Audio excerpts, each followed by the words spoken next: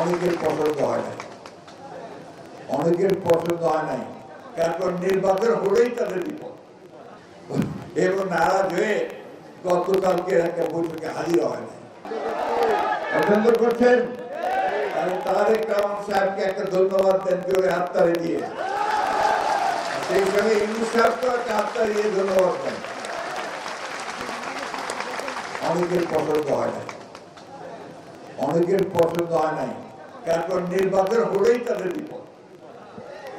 এখন নির্বাচন নাই, সুতরাং তাদের অনেক গুরুত্ব আছে। যে নির্বাচন হয়ে যাবে তখন জনগণের যারা ভালোবাসার দল তারাই তো ক্ষমতায় আসবে, তাই না? তো তখন তাদের গুরুত্ব কতটুকু থাকবে কি থাকবে না তখন জানিতে হবে। যে কারণে ওরা নারাজ হয়েছে এবং নারাজ হয়ে গতকালকে একটা বৈঠকে হাজির হয় নাই।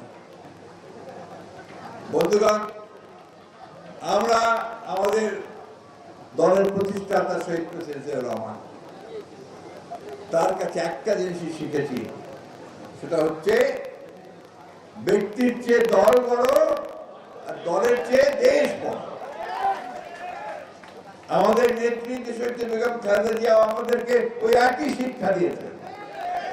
এখন আমাদের তরুণ নেতা যিনি আমাদের স্বপ্ন দেখিয়েছেন, সফল হয়েছেন এই ফ্যাসিস্ট হাসিনাকে সরাতে, তিনি এখন আমাদেরকে স্বপ্ন দেখাচ্ছেন যে সম্পূর্ণ নতুন স্ট্রাকচারে একটা নতুন বাংলাদেশ আমরা তৈরি, ঠিক না? এই স্বপ্নটা মাথায় রাখতে হবে যে আমরা একটা নতুন বাংলাদেশ চাই, পরিবর্তন চাই। ওই আওয়ামী লীগের আগের মতো দুঃশাসন চাই না, আমরা ওই বিচার ব্যবস্থা চাই না যে যেখানে বেআইনি ভাবে বিএনপির লোকদেরকে সকলকে কারাগারে দেওয়া হবে। 13 মাস, 14 মাস, 26 মাস আমার এখানে অনেক ভাই বসে আছে যাতে সাজা হয়েছিল। কথা বলেন আজকাল কি হয়েছে না, সাজা হয়েছে কিনা? অনেকের সাজা হয়েছে। এইটা একখানা সব জায়গায় বড় বড় নেতাদের সাজা হয়ে গেছে। আওয়ামী লীগ হচ্ছে সেই দল যারা নিজেকে ছাড়ার কিছু বোঝে নাই এবং দেশকে ধ্বংস করেছে। ভাই, ওই বক্তব্য করতে গেলে অনেক সময় লাগবে। আমি শুধু আপনাদেরকে আওয়ামী লীগের কথাগুলো মনে করে দিতে চাই। কেন জানেন? ওই নিজেদের মধ্যে ঝগড়া করতে করতে ওদের শয়তানিগুলো ভুলে যাচ্ছি আমরা। ওরা যে হাজার হাজার ছেলেদেরকে হত্যা করেছে,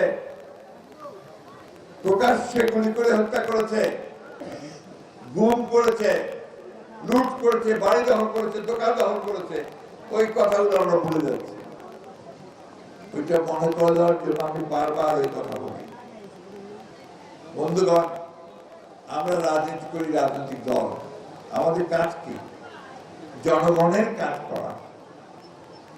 আমাদের কাজ কি? জনগণ যেন শান্তিতে থাকে, জনগণ যেন শিক্ষা ব্যবস্থা পায়, তার ছেলেবেলা যেন লেখাপড়া করতে পারে, স্বাস্থ্য ব্যবস্থা অসুখ করে যেন চিকিৎসা পায়, পাশ করে বেরোলে যেন চাকরি পায়, একটা উন্নত জীবন যাপন করতে পারে। সেটাই তো আমাদের লক্ষ্য, তাই না?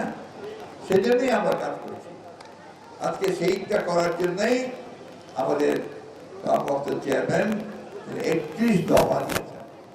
এখানে আমাদের অনেক নেতারা 31 দফা বলেছে, কিন্তু আমরা কতজন 31 দফা ঠিক করে পড়েছেন, বুঝেছেন, এটা আরো দেখতে হবে। প্রত্যেকটি দফাতে দেখবেন যে নতুন একটা স্বপ্ন এবং গণতন্ত্রকে প্রতিষ্ঠা করবার বিষয়গুলো সুপ্রতিষ্ঠিত। আমাদের চেয়ারম্যান সাহেব বলেছেন আমাদের প্রধান কাজ কি, যে আমাদের যে বেকার মানুষ আছে, বেকার ছেলেরা আছে, তাদেরকে আমাদেরকে চাকুরি বা কর্মসংস্থানের ব্যবস্থা